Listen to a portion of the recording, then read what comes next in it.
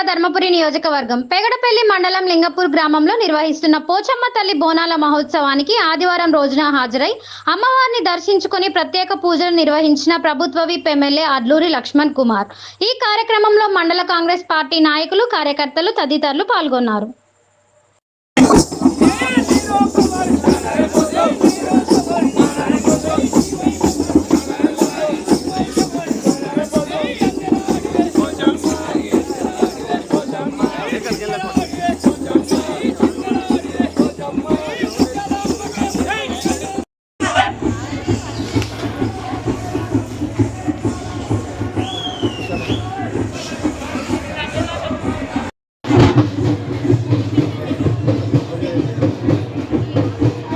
sir